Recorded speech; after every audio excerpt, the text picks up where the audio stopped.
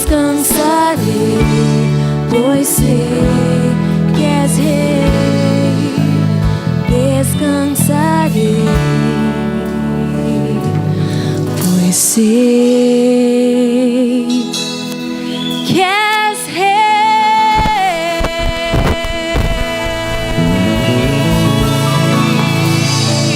Amém, amém, aleluia, glória a Deus. Obrigado, salve louvor.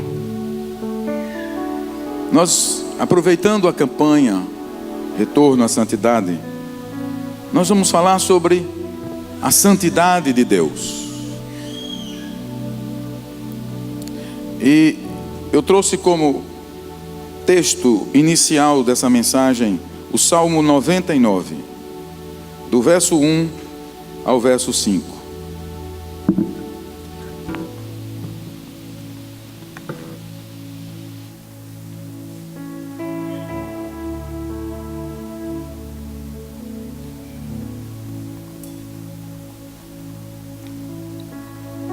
Podemos ler juntos? O Senhor reina, as nações tremem, o seu trono está sobre os querubins, abale-se a terra. Grande é o Senhor em Sião, ele é exaltado acima de todas as nações. Seja louvado o teu grande e temível nome. Imagina, a gente nem chegou 1 hora de culto, 1h05, já estamos cansados, hein? Vamos ler todos juntos do início, bem forte, bem forte. Esse texto merece nós lermos ele de pé, porque nós estamos falando da santidade de Deus, e tem grande benefício em você proclamar a palavra do Senhor, amém? Tem grande benefício em você proclamar a palavra do Senhor. Então eu gostaria que você abrisse a sua boca, estivesse com o seu coração, a sua mente também disponível, disposto a ouvir a palavra do Senhor. Então todos juntos: o Senhor reina, as nações tremem, o seu trono está sobre os querubins, abale-se a terra. Grande é o Senhor em Sião, ele é exaltado acima de todas as nações. Seja louvado o teu grande e temível nome, que é santo. Rei poderoso, amigo da justiça, estabeleceste a equidade e fizeste em Jacó o que é justo. Exaltem o Senhor, o nosso Deus, prostrem-se diante do estrado dos seus pés, ele é santo. Aleluia. Vamos repetir o verso 5, todo mundo. Exaltem o Senhor, o nosso Deus, prostrem-se diante do estrado dos seus pés, ele é santo. Diga mais uma vez: ele é santo.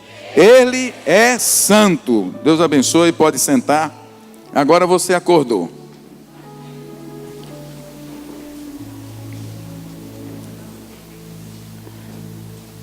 A característica mais significativa em Deus é a sua santidade.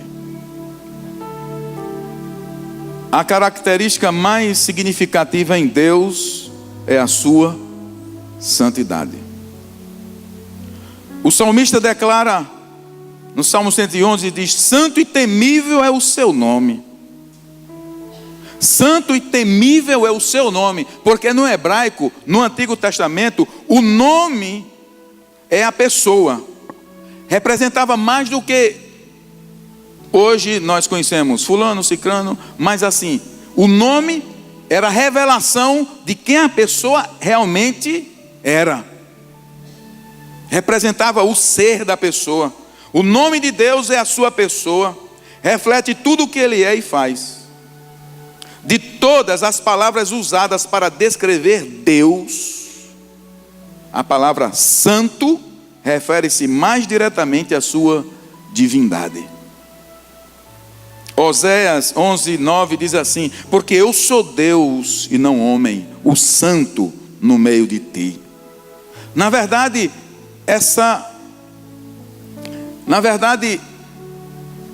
esse termo ou essa compreensão da santidade de Deus foge em muito a nossa percepção humana.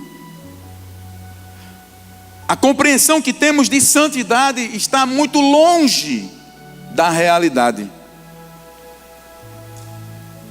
Falar da santidade de Deus é, em primeiro lugar, falar de sua distinção ou de sua separação de todas as outras coisas existentes na criação. Falar sobre a santidade de Deus é entender logo que Deus é totalmente separado da sua criação.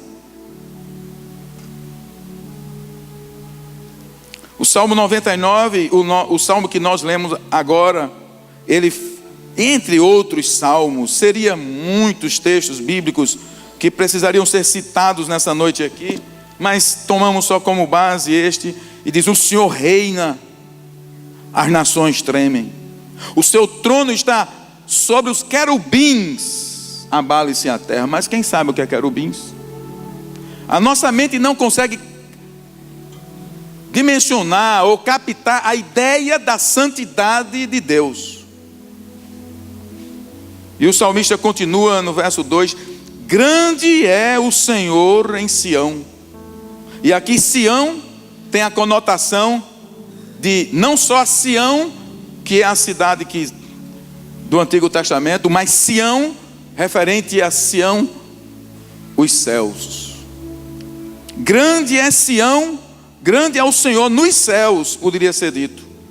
Ele é exaltado acima de todas as nações. Seja louvado o teu grande e temível nome, que é santo. O Isaías, capítulo 57:15, ele vai também descrever um pouco para tentar uma revelação que ele tem de quem é Deus. Ele vai falar que ele é o alto e é sublime, porque não existe palavras humanas que possam descrever Deus, nem a sua santidade. Você pode ler comigo Isaías 57:15. Pois assim diz o alto e sublime, que vive para sempre, e cujo nome, até aí só. Pois assim diz o alto e sublime, que vive para sempre, e cujo nome é santo. Mas nesse mesmo texto, você já começa a ver que vai ter uma esperança para mim e para você. Diga: tem uma esperança. Tem uma esperança para mim e para você. Como é que diz o resto do versículo? Habito no lugar alto e santo, mas habito também com contrito e humilde de espírito, para dar novo ânimo ao espírito do humilde e novo alento ao coração do contrito. Dê glória a Deus. Ele é o alto, ele é o sublime, ele vive para sempre, ele habita num alto e santo lugar. Mas ele diz: eu também habito no coração contrito. Por ser santo e por habitar acima e além de toda a criação, Deus é também separado de todo o mal e poluição moral que contaminam a criação. Deus é separado de toda poluição moral. A nossa mente não sabe nada, não conhece nada no contato físico de alguém que é plenamente puro, plenamente santo, plenamente separado. E a nossa mente tem dificuldade de captar exatamente esse estado que Deus é em si, a santidade de Deus. A natureza temível da santidade de Deus é revelada na visão de Isaías. Todos nós conhecemos aquela parte do profeta Isaías. Quando Isaías, aquele profeta, ele chega no templo para procurar o Senhor, já foi nocauteado ali. e foi por uma mulher. E ela foi atrás em busca de terminar o trabalho. Arthur, tenha cuidado, Arthur. Eu vi alguns homens se abaixando.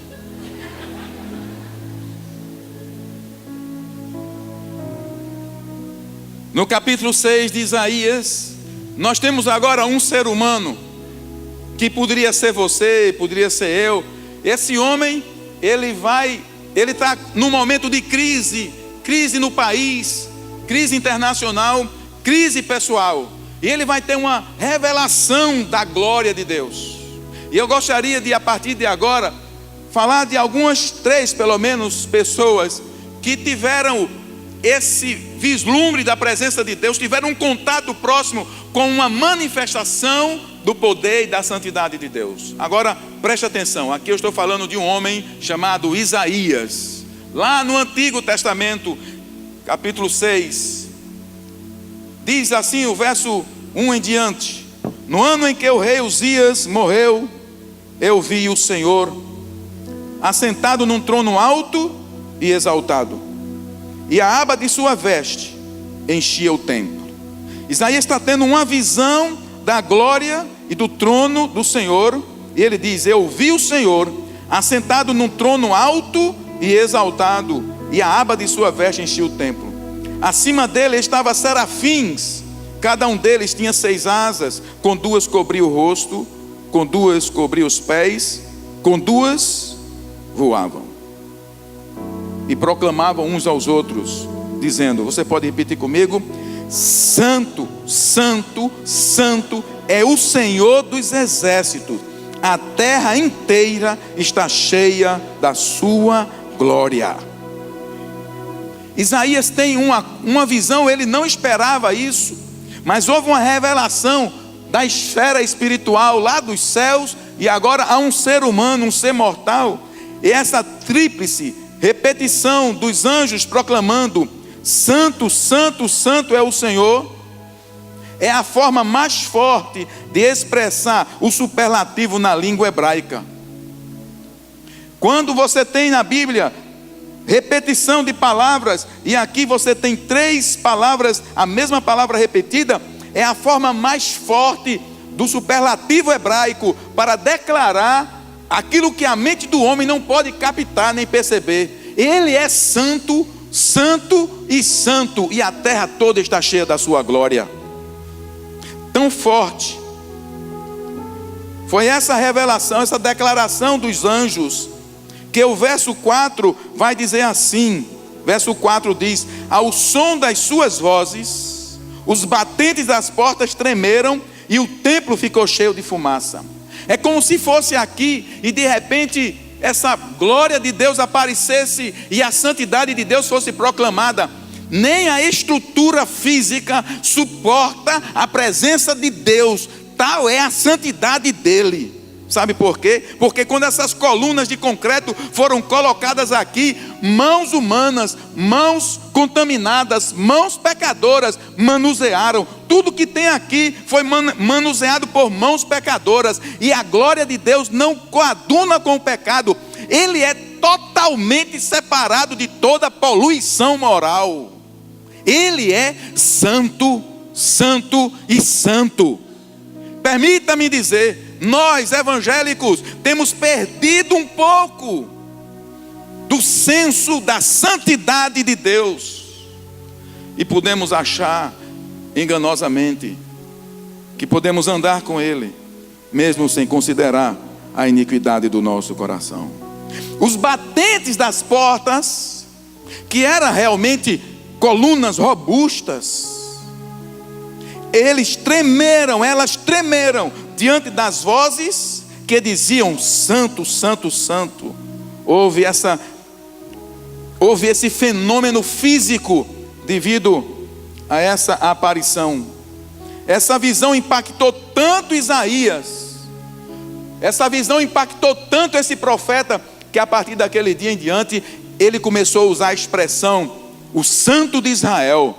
Se tornou uma expressão favorita de Isaías. Toda vez que falava em Deus, ele falava o Santo de Israel. Quando nós temos uma percepção da santidade de Deus, então realmente nós começamos a rever nossa vida, nossos conceitos, nossos valores, a maneira como nós vivemos. Mas não foi só Isaías que teve esse vislumbre da santidade de Deus e ficou aterrorizado. Nós temos essa mesma expressão lá no livro de Apocalipse, no capítulo 4. João, o apóstolo João, já agora idoso, mais ou menos lá pelo ano 95 da nossa era cristã, ele estava preso na ilha de Patmos. E ele, no dia do Senhor, tem uma visão e diz: uma porta no céu me foi aberta. Foi uma visão que ele teve. E ele começa a descrever no capítulo 4, tudo aquilo que ele vai vendo ali, extasiado, mais uma vez. Os céus estavam declarando o conhecimento do inconhecível, o inimaginável ao ser humano mortal. E João escreve isso dizendo: eu vi.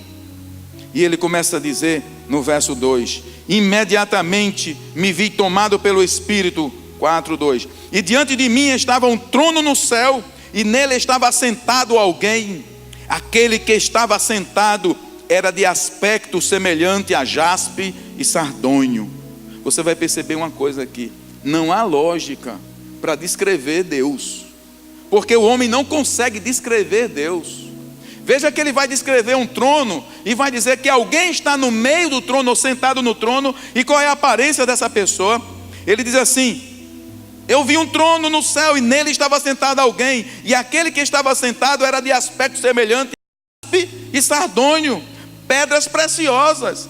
Deus não é uma pedra, mas ele quer falar que é do brilho do sardônio. Era como se fosse o brilho do jaspe. E ele continua dizendo: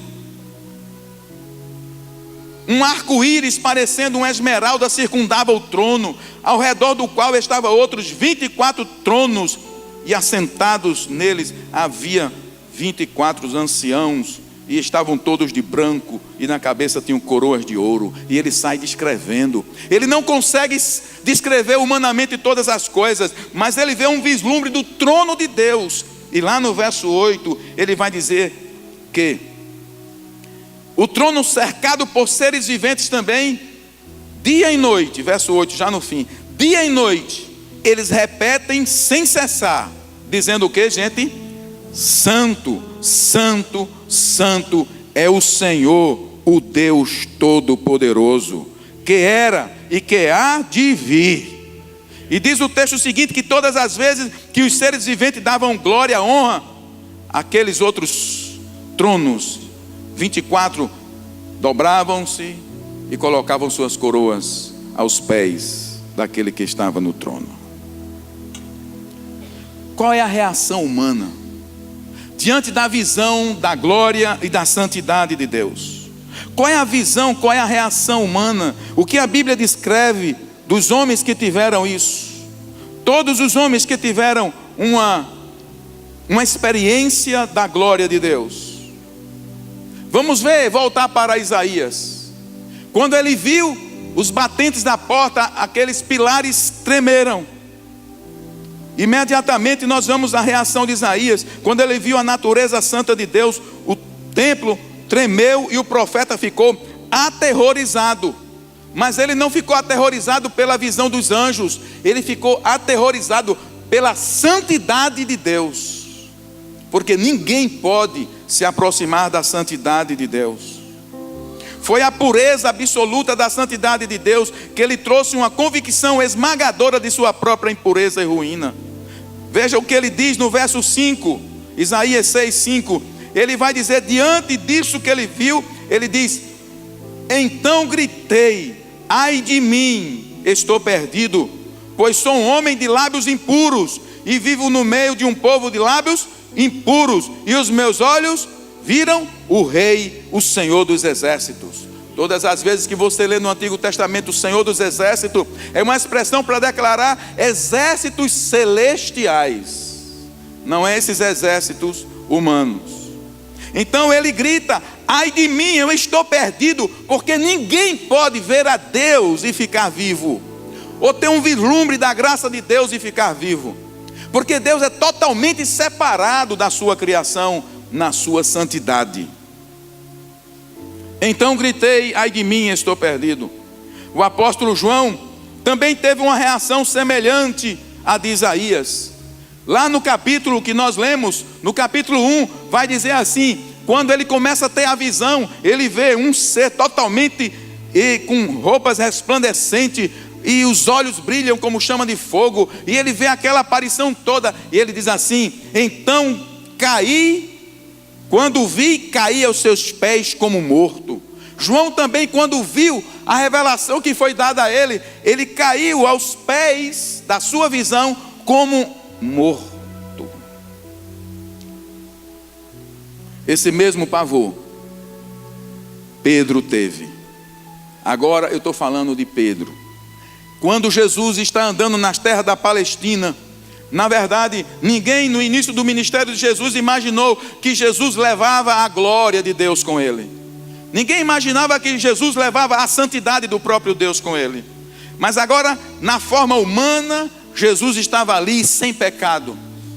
E diz que Jesus está pregando, e depois de pregar, manda Pedro fazer uma pesca.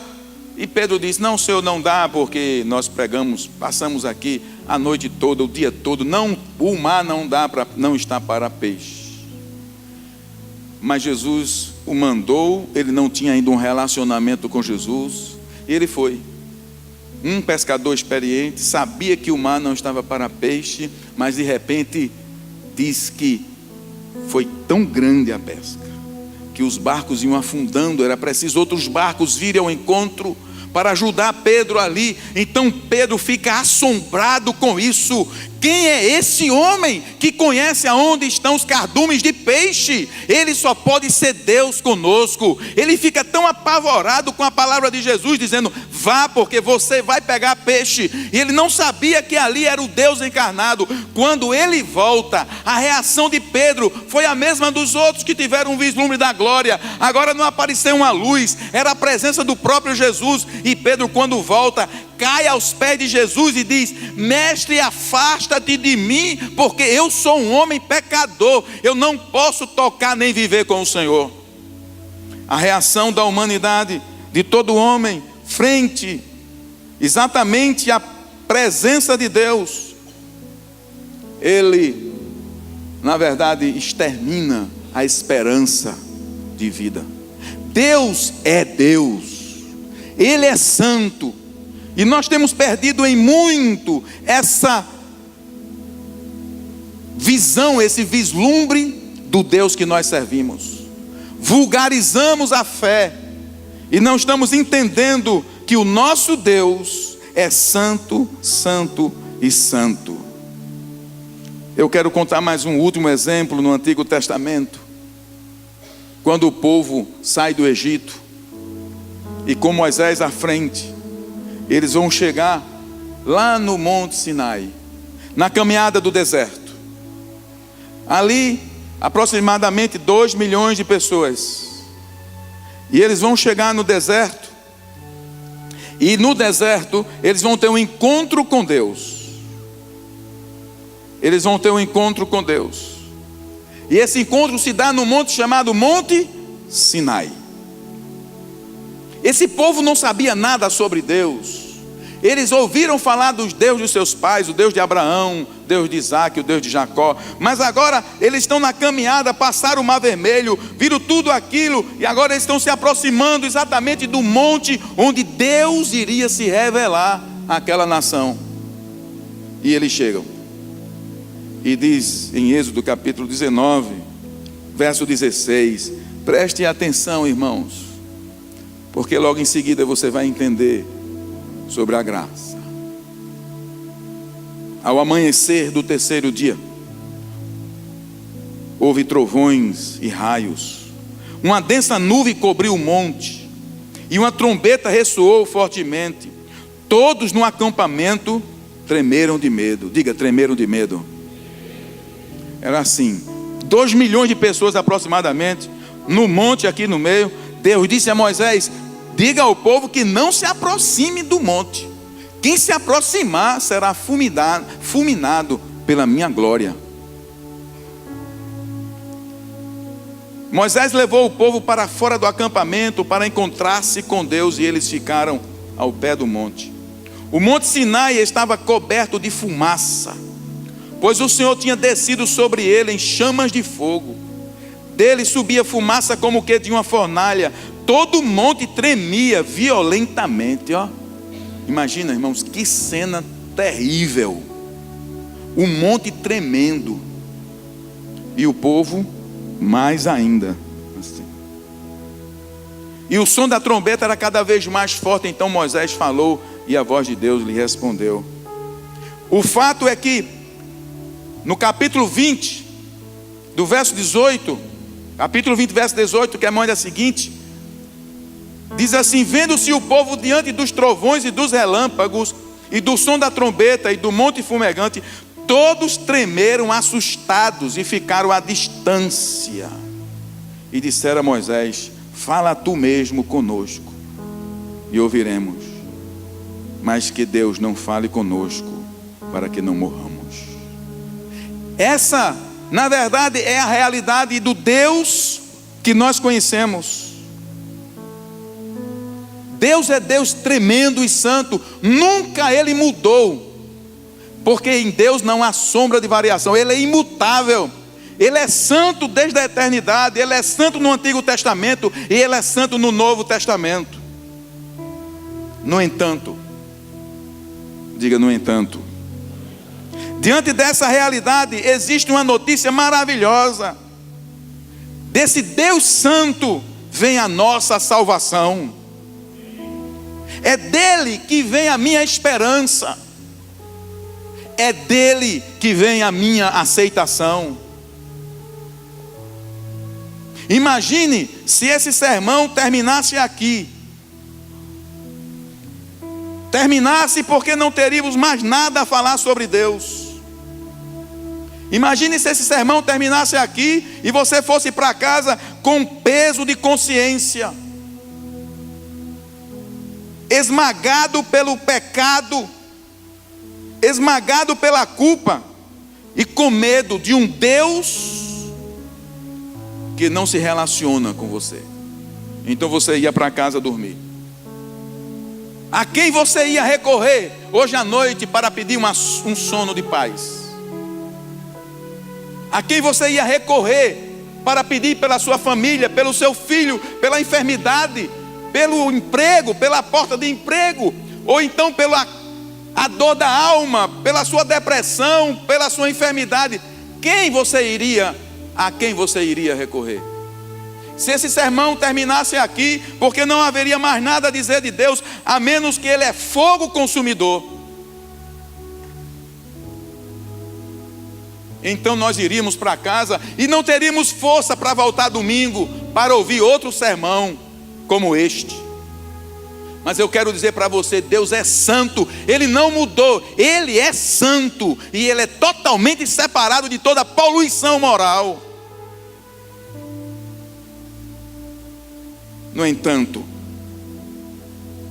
dele vem a nossa salvação. Diga comigo: dele vem a minha salvação. Existe uma notícia maravilhosa, é que esse Deus santo, santo, santo, que vem, dele vem a nossa salvação. Na linguagem do teólogo, Ele é o fundamento do ser, Ele é o fundamento da existência. Toda a existência nele está fundamentada, ou se abriga, ou existe, ou coexiste. Nele está ao mesmo tempo o abismo que me separa e me apavora, mas nele está a ponte que me salva. Nele está o abismo da perdição, sabia disso? Sabia que o inferno está nas mãos dele? Não existe Satanás, não existe outro reino, não existe outro Deus. Paulo diz: não existe deuses, só um Deus, é o único Deus vivo e verdadeiro, e Ele é santo, santo e santo. Satanás não é páreo para Deus, o inferno está nas mãos dele. Ele é o abismo que me condena por causa da minha poluição moral. Mas Ele também é a minha salvação.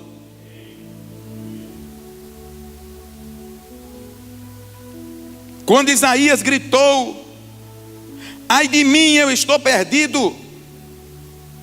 Você vai ver isso que eu estou dizendo agora. Quando os batentes das portas tremeram pelo som do Santo Santo, então Isaías gritou: ai de mim, eu estou perdido. Isaías se viu perdido. Você já se viu perdido alguma vez? Já se sentiu pecador alguma vez? Porque se você nunca se sentiu pecador, você não conheceu a graça de Deus. Porque a graça de Deus vem para aqueles que clamam: ai de mim, eu estou perdido. Mas se você entrou nessa noite aqui, e se você se acha bonzinho, eu quero dizer, a graça não é para você, e você se encontra ainda perdido. Isaías gritou: ai de mim, eu estou perdido, sou um homem de lábios impuros, e vivo no meio de um povo de impuros lábios, e os meus olhos viram rei. Ele está falando o rei, o Senhor dos exércitos. Imediatamente, no verso 6 está dizendo: logo, diga comigo, logo. Logo quer dizer apressadamente, imediatamente. Deus fez a provisão do pecado de Isaías. Logo um dos serafins voou até mim, trazendo uma brasa viva, que havia tirado do altar com uma tenaz. E com o verso 7 diz: e com ela tocou a minha boca e disse: veja, Isaías, isto tocou os seus lábios, por isso a sua culpa será removida e o seu pecado será perdoado. Dele vem a minha condenação, porque quando eu vejo eu não posso subsistir diante de Deus, mas dele vem a minha eterna salvação. Do mesmo trono de santidade que espantou Isaías, veio a solução para Isaías. De onde veio a brasa? Do trono. De onde vem a glória? Do trono. A santidade que Isaías viu foi do trono. Do trono veio a salvação do próprio Deus. Porque isso quer dizer para mim e para você: o homem não pode se salvar. Deus é o único que pode prover salvação para mim e para você. Ninguém pode se salvar. E não há salvação em nenhum outro, Pedro diz. Somente no Deus encarnado, chamado Jesus Cristo. Ele gritou, mas logo Deus providenciou. Logo Deus providenciou. Quando ele gritou: ai de mim, estou perdido, Deus agiu. Porque ele age. Lembra do texto de Isaías 57, que nós lemos aqui, verso 15? Eu habito, diz o Senhor, no alto e sublime trono, mas também com contrito e humilde de coração. A salvação é para os contritos e os humildes de coração. Nada, repito, nada pode afetar tão imediatamente e profundamente o caráter e o pensamento dos seres humanos, ou de um homem ou de uma mulher, quanto ser confrontado com a glória de Deus, uma manifestação da sua presença. Nada pode impactar mais a minha vida do que uma experiência dessa que Isaías teve. Sabe por quê? Nós somos lerdos, lentos, vagarosos para servir a Deus. Primeiro nos falta uma compreensão da santidade de Deus. Depois falta uma experiência poderosa com Deus. Uma experiência poderosa com Deus nos leva a nos humilhar na presença dEle e desejá-lo e reconhecer a graça de Deus, porque eu estava perdido, mas a graça de Deus me salvou. Quando você tem uma experiência profunda com Deus na vida, você e Deus, você nunca mais será o mesmo. Sua fé não será mais a mesma. Você não será um crente mais ou menos. Você será um crente avivado, cheio de esperança, cheio de vigor, cheio de paixão por Deus e de gratidão no coração. Ele me salvou.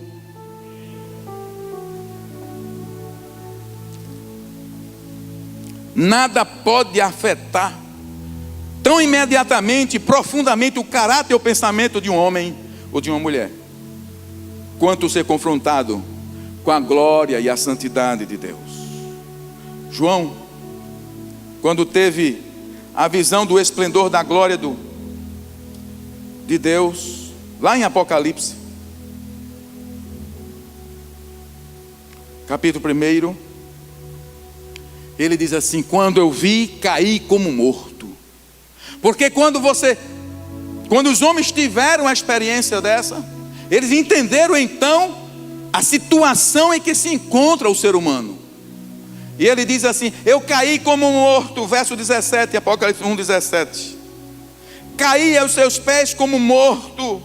Novamente, então ele colocou sua mão direita sobre mim e disse: não tenha medo. Quem colocou a mão direita sobre ele? O próprio.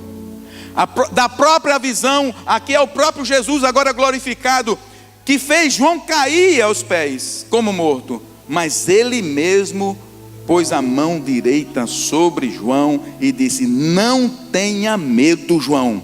Eu sou aquele que vive. Estive morto, mas agora estou vivo para todo sempre e tenho as chaves da morte e do inferno.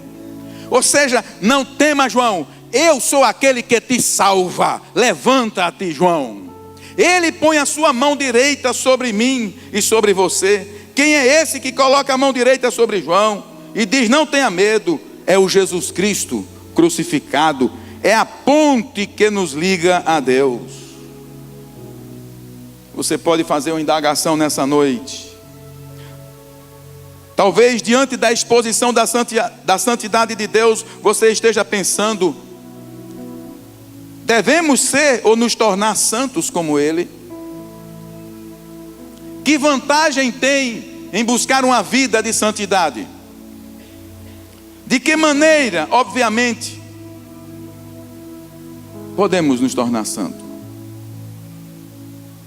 Obviamente, não podemos. Nós não podemos fazê-lo remover sozinho a sujeira, o estado de perdição em que nós nos encontrávamos. Mas Deus, a graça de Deus, pode. Não há nenhuma forma humana possível de nos apresentar diante de Deus, porque todos nós estávamos completamente destituídos, separados de Deus. Paulo, escrevendo em sua carta aos Efésios, no capítulo 2, ele vai dizer: nós estávamos mortos, 2:1, Efésios 2:1. Vocês estavam mortos em suas transgressões e pecados, nos quais costumavam viver, quando seguiam a presente ordem deste mundo, e o príncipe do poder do ar, o Espírito que agora está atuando nos que vivem da desobediência. Anteriormente, todos nós também vivíamos entre eles, satisfazendo as vontades da nossa carne, seguindo os seus desejos e pensamentos. Como os outros, éramos por natureza merecedores da ira. Será se faz tanto tempo que você não entende que a graça lhe alcançou e você esqueceu de onde veio? Paulo está dizendo: irmãos, nós éramos por natureza merecedores da ira. Mas o texto não para aí, glória a Deus. Paulo vai continuar dizendo no verso 4 em diante, e você pode ler comigo agora com alto e bom som, dizendo assim: todavia Deus, que é rico em misericórdia, pelo grande amor com que nos amou, deu-nos vida com Cristo, quando ainda estávamos mortos em transgressões. Pela graça vocês são salvos. Aleluia. Deus que é rico em misericórdia. Diga comigo: Deus que é rico em misericórdia. Mais um texto que você e eu não conseguiremos compreender. A linguagem humana não vai entender nunca essas palavras de Paulo. Somente se o Espírito Santo trouxer revelação ao nosso coração da misericórdia de Deus. O problema é que nós nos vemos muito bonzinhos, gente boa. Na verdade foi alguma coisa que Jesus fez, mas não foi também essa coisa toda não. Falta-nos a percepção da perdição em que nós nos encontrávamos para valorizar o que a graça fez por nós. Deus, que é rico em misericórdia, pelo grande amor com que nos amou, deu-nos vida com Cristo quando ainda estávamos mortos em transgressões. E o verso 6, você pode ler comigo também. Deus nos ressuscitou com Cristo e com Ele nos fez assentar nos lugares celestiais em Cristo Jesus. A glória que Isaías viu, ele não sabia que por causa de Cristo eu posso desfrutar dela. Eu fui arrancado das trevas e agora mortos em delitos e em pecado, Ele me ressuscitou e me levou no lugar de glória e de honra e juntamente com Cristo me fez assentar nas regiões celestiais em Cristo Jesus. Tenho batido tanto nesse texto, é o lugar de honra dos filhos de Deus. É o lugar onde Ele tirou você da perdição. Você era um ai, estou perdido, mas agora você diz, eu sou um filho. Eu não sou mais um ai qualquer, eu sou um achado, eu sou um amado pelo Senhor. A minha vida está nas regiões celestiais em Cristo Jesus. E o verso 8, então Paulo continua, pois vocês são salvos pela graça por meio da fé. E isto não vem de vocês, é dom de Deus, é presente de Deus. Aquele que é santo, santo, santo, onde não coabita com o pecado, com a imundícia, com a poluição moral. Desse mesmo ser vem a minha salvação, porque Ele quis providenciar por amor que em Jesus Cristo eu posso ser uma nova criatura.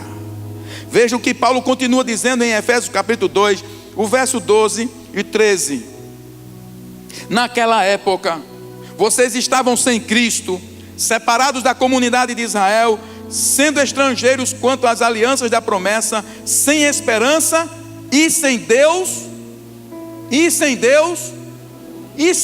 no mundo. E um homem que não tem Deus não tem absolutamente nada, ele só tem abismo.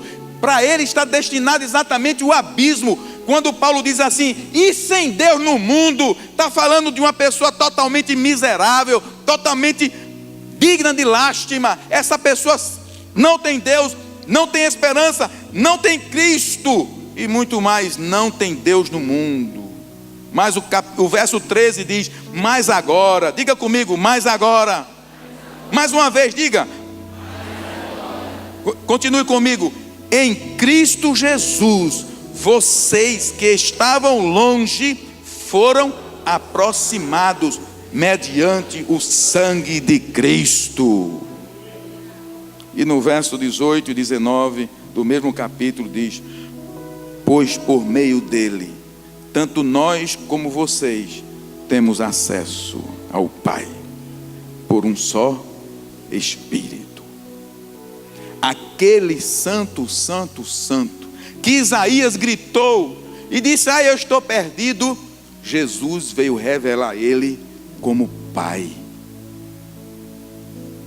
Mas nós não compreendemos essa graça, vulgarizamos a graça, vulgarizamos a mensagem do Evangelho. Não é porque Ele é Pai, não é porque Ele é papai, na expressão outra de Paulo, não é porque Ele é paizinho, que Ele deixou de ser santo, santo, santo. O nosso Pai Celestial é santo, santo e santo. Verso 19 diz, portanto, todos juntos, portanto, vocês já não são estrangeiros, nem forasteiros, mas concidadão dos santos e membro da família de Deus. Aleluia, aleluia. Agora o meu relacionamento com Ele é de pai para filho. Por isso, Efésios capítulo 5:1, ele diz assim, Efésios 5:1, diz assim: portanto, sejam imitadores de Deus, como o quê? Você é o quê? É o quê mesmo? Filho amado. Portanto, seja imitador do seu pai. E ele é santo, vive em santidade. Portanto, sejam imitadores de Deus como filhos amados. E vivam em amor, como também Cristo nos amou e se entregou por nós como oferta e sacrifício de aroma agradável. Aleluia, aleluia. Veja o que Colossenses fala. Capítulo 1. Colossenses capítulo 1. Verso 12 a 14. Dando graças ao Pai, que nos tornou dignos de participar da herança dos santos, no reino da luz. Irmãos, perceba esses textos de Paulo. Perceba neles a graça de Deus. Ninguém poderia se aproximar de Deus, mas agora nós podemos. Agora o seu maior problema está resolvido, porque Jesus Cristo veio resolver por mim, por você.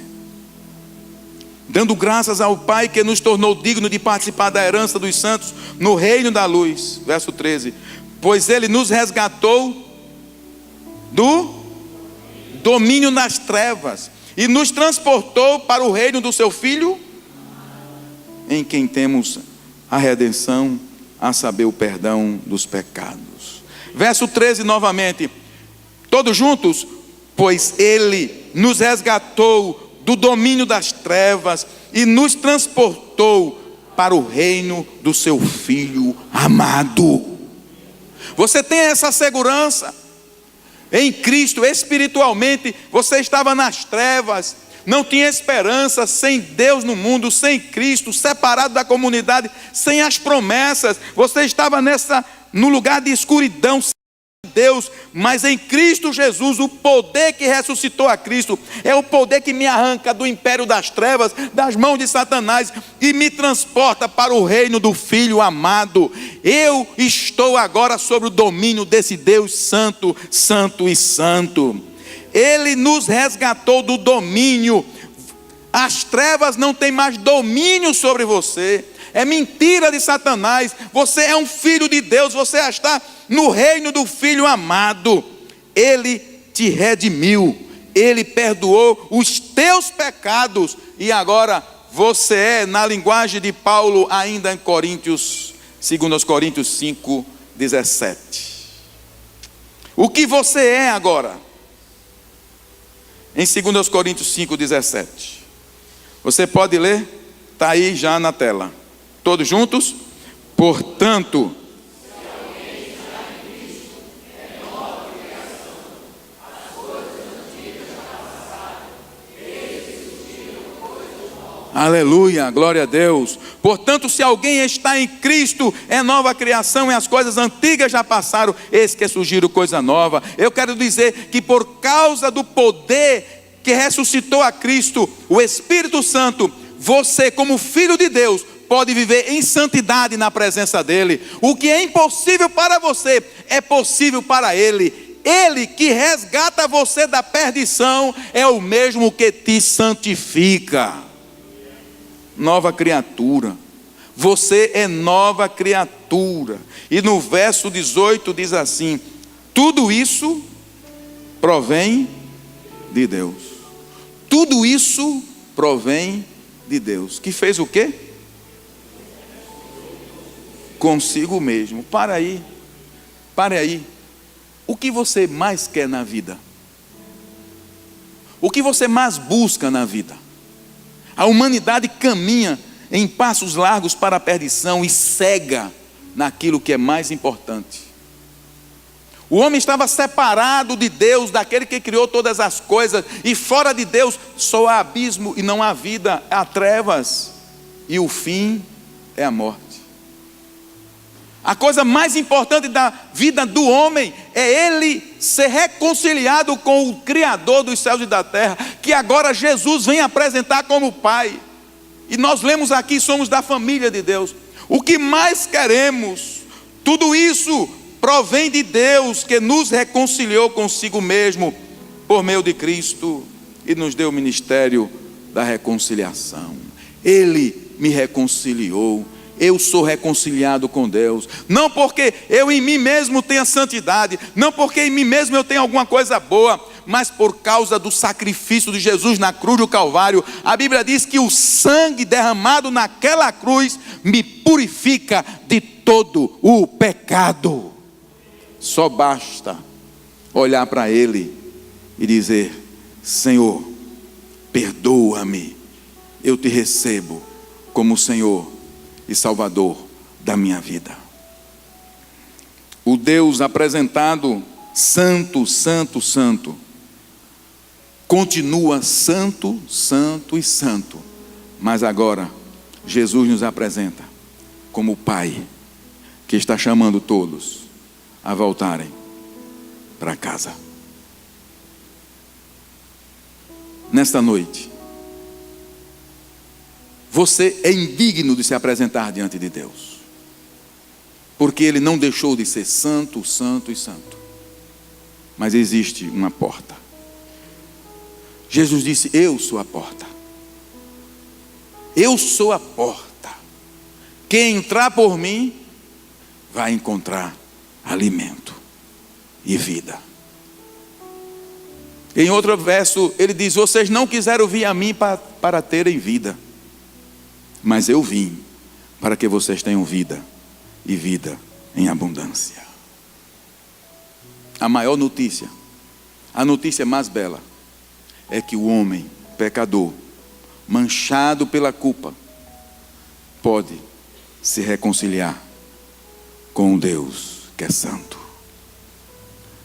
E Ele fará de você uma nova criatura. Ele remove as impurezas. Ele retira as mazelas. Ele retira, não é você. Há pouco tempo atrás, alguém entregou sua vida a Jesus. Conversando comigo, disse: como, pastor? Como eu vou ser liberto da minha vida preguiça? Eu sou assim. Há anos que eu pratico isso. Está no meu corpo, está na minha carne. E eu disse: ao homem é impossível, mas para Deus nada é impossível. E Paulo diz: portanto, agora nenhuma condenação há para os que estão em Cristo Jesus. Porque aquilo que era impossível à lei, a lei do Espírito de vida, falando do Espírito Santo, nos liberta de todo o pecado. Esse texto de Romanos, para encerrar, ele fala de uma realidade que deve ser proclamada para todas as pessoas que estão realmente desesperadas por Deus. Porque Paulo faz uma analogia da situação do homem. Ele diz assim: o bem que eu quero fazer, esse eu não faço, está enraizado dentro de mim, mas o mal que eu não quero, esse eu faço. E ele diz, eu estou lendo Romanos 7, 24: miserável homem que eu sou, quem me libertará do corpo sujeito a esta morte? A iniquidade tomando conta do ser. Mas ele diz: graças a Deus por Jesus Cristo. E lá em Tito ele vai dizer: a graça se manifestou, trazendo salvação a todos os homens. Ele diz no capítulo 8, então, verso 1: portanto agora já não há condenação para os que estão em Cristo Jesus, porque por meio de Cristo Jesus, a lei do Espírito de vida me libertou, diga, me libertou da lei do pecado e da lei da morte. Verso 3: porque aquilo que a lei fora incapaz de fazer, por estar enfraquecida na carne, Deus o fez, enviando o seu próprio Filho, à semelhança do homem pecador, como oferta pelo pecado. Ele fez, não há mais condenação. Aleluia. Glória a Deus. Vamos louvar o Senhor nesse momento. Eu não sei como você tem visto o que Deus tem feito por você. Pedro vai dizer: assim como foste chamado por um Deus santo, sede santo, porque Ele é santo. Você tem entendido a grande salvação de Deus sobre a sua vida? Você tem tido vontade de se parecer como filho amado de Deus? Como filhos amados de Deus, Paulo disse: sede imitadores dele. Sede imitadores dele. Nesta noite, talvez você tenha entrado aqui e você nunca fez uma decisão ao lado de Jesus. É necessário que você abra a sua boca e confesse o que você creu. Paulo diz: com o coração se crê para a justiça, e com a boca se confessa para a salvação. O homem tem que responder a esse apelo. Como está a sua vida? Como está o seu estado? Como você tem vivido? Eu quero dizer uma coisa: hoje o milagre do novo nascimento pode acontecer na sua vida, se você tão somente entregar sua vida a Jesus e recebê-lo como Senhor e Salvador. Vamos cantar de pé essa canção para encerrarmos o culto nessa noite. Enquanto nós cantamos, se você quer entregar sua vida a Jesus, corajosamente eu desafio você a vir aqui à frente. Nós queremos orar por você. Vir à frente publicamente é declarar: Deus, eu não me importo com o que vão dizer de mim. Eu não me importo o que as pessoas vão falar. Eu me importo com a minha alma. Eu me importo em me reconciliar contigo. Se nessa noite você quer receber Jesus como Senhor e Salvador da sua vida, corajosamente venha aqui à frente. Nós queremos orar por você. E eu digo uma coisa a você: hoje você será transportado das trevas para a maravilhosa luz. Sairá da condição de criatura para filho de Deus. Receberá o selo do Espírito Santo. E Ele, a Trindade, virá habitar em você. A santidade de Deus estará em você. Todas as mazelas, pecados, vícios, Ele te libertará pelo poder do Espírito Santo. Então, enquanto cantamos, vem à frente.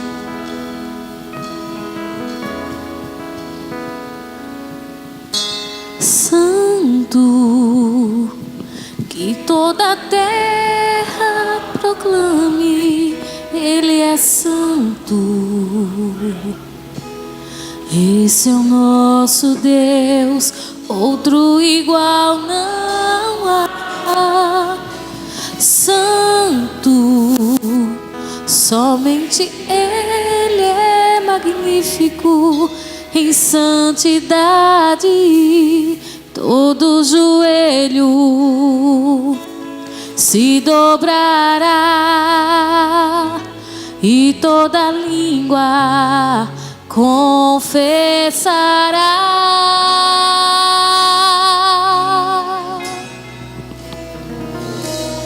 Ele é santo,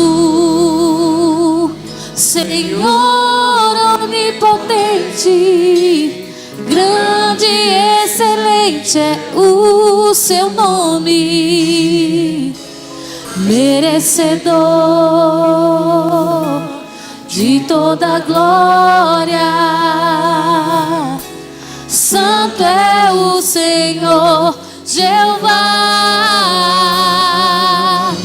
Ele é santo, Senhor onipotente, grande e excelente é o seu nome, merecedor de toda glória. Santo é o Senhor Jeová. Aleluia. Hoje nós tivemos uma alegria muito grande de estar explanando o plano de salvação, esse transporte das trevas para a luz. Hoje, agora à noite, é o nosso irmão Francisco, e ele recebeu o Senhor Jesus com lágrimas nos olhos. Francisco, vem aqui à frente. Esse homem que Deus trouxe no momento da vida dele, tão sensível à voz do Espírito de Deus.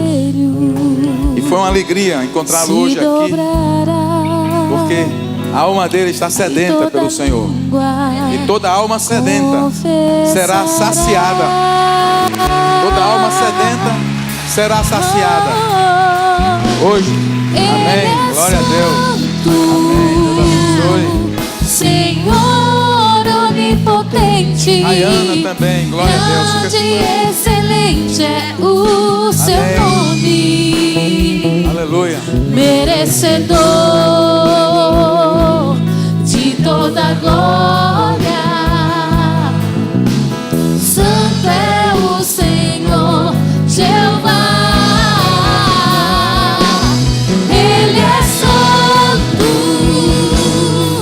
Senhor onipotente, grande e excelente é o seu nome. Merecedor de toda glória. Santo é o Senhor Jeová. E depois que nós terminamos de orar, e Francisco disse: pastor, desculpe eu ocupar o senhor nessa manhã. Eu disse: Francisco, não diga isso. Uma vida vale mais do que o mundo inteiro. Viu, Rayane? Uma vida vale mais do que o mundo inteiro. E felicidade é para aquele que ganha uma alma para Jesus. É quem leva alguém das trevas para a luz. É quem pode explicar a alguém que o Deus Santo agora também, além de ser santo, é Pai e Pai de amor, e está chamando toda a humanidade para voltar para casa. Como você está andando, não tenha medo desse Deus Santo, porque em Cristo Jesus nós podemos entrar à presença dele. E agora você não vai mais ficar aterrorizado, você vai se derramar em lágrimas, apaixonado por ele. A maior alegria de um homem é ter um encontro com o seu Criador. E é por estar separado dessa comunhão que há tanta aflição de alma. É por não ter paz com Deus, por não estar reconciliado com Deus, que o homem é inquieto. Eu conversava com Francisco. As inquietações da vida levam o homem a procurar tantos prazeres, só para descobrir angústia, morte, depressão, decepção. Mas quem se aproxima de Deus através de Cristo Jesus tem vida, e vida em abundância. Louvado seja o nome do Senhor. E Ele amorosamente aguarda por você. Porque a vida de Francisco, depois que eu tomei conhecimento, está claro o amor de Deus. Esse homem, ele do nada procurou a igreja. Ele se aproximou da palavra, a alma sedenta. Mas a palavra diz: hoje está saciada. Hoje está saciada. Porque a Bíblia garante que quem confessa e quem recebe Jesus como Senhor e Salvador, recebe de imediato um presente: o selo do Espírito Santo na vida. Eu disse a ele: Francisco, você foi selado. E nessa noite é Rayane, né? Rayane está sendo selada pelo Espírito Santo do Senhor. Hoje há salvação nesse lugar, e a festa nos céus. Uma vida vale mais do que o mundo inteiro. Rayane, você nunca mais será a mesma. Hoje os céus estão em festa. Sua vida foi resgatada e o Pai te põe no colo. Você é filha amada. A partir de hoje, eu disse a Francisco e digo a você: o inferno, demônio, Satanás perde todo o direito sobre a sua vida. Você está agora totalmente protegida no reino dos céus. Enquanto canta, eu quero orar com ela aqui. Pode cantar. Santo, que toda a terra proclame, Ele é santo. Esse é o nosso Deus, outro igual não há. Santo, somente Ele é magnífico em santidade. Todo joelho se dobrará e toda língua confessará. Venha sobre mim agora. Cele o meu coração, porque agora Ele é santo, eu sou de Jesus. Senhor onipotente, grande e excelente é o seu nome, merecedor de toda glória. Santo é o Senhor Jeová. Ele é santo, Senhor onipotente, grande e excelente é o seu nome, merecedor de toda glória. Santo é o Senhor Jeová. Aleluia, glória a Deus. Não sei se tem mais alguém que quer entregar a sua vida a Jesus.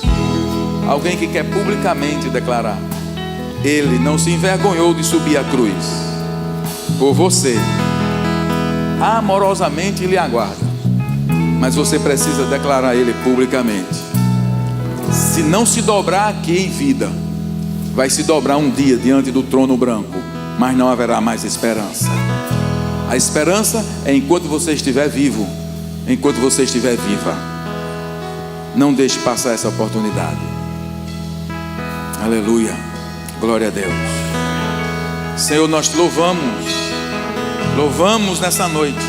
Obrigado pela vida de Rayane, Senhor, de Francisco. Que Deus declara publicamente que Jesus Cristo é o Senhor de suas vidas. Deus, nós estamos agora pedindo, Pai, em nome de Jesus, escreve o seu nome no livro da vida e sela com o Espírito Santo. Senhor, eu peço que nessa noite o gozo do céu invada, Senhor, esses corações. Que a alegria que vem do alto, Senhor, invada esses corações. De hoje por diante os céus estão abertos sobre eles, e eles podem ter as mesmas experiências de Isaías, de João, mas eles não vão temer, porque eles vão entender que é a revelação do Senhor, e eles agora são filhos do mesmo Pai, filhos e não escravos. Obrigado, Pai, por essas vidas preciosas. Obrigado por essa noite. Leva-nos em paz aos nossos lares e nos dá uma semana na tua presença, Senhor. Nos conduz a viver essa nova vida em Cristo, cheios de alegria, Senhor, sabendo, Deus, que tu és o mesmo que opera em nós a salvação e a santificação. Senhor, nos abençoe com a sua presença nessa semana, nos levando a um viver de santidade, mas uma santidade prazerosa, Senhor, uma santidade de alegria. E aquilo que é impossível para nós mesmos, Senhor, podemos colocar diante do Senhor em oração, e o Senhor nos ajudará, em nome de Jesus. Que o amor de Deus, o nosso Pai, a graça do Senhor Jesus Cristo, a comunhão e a consolação do Espírito Santo do Senhor seja com esta igreja e todo o povo de Deus espalhado na face da terra, hoje e sempre. Amém.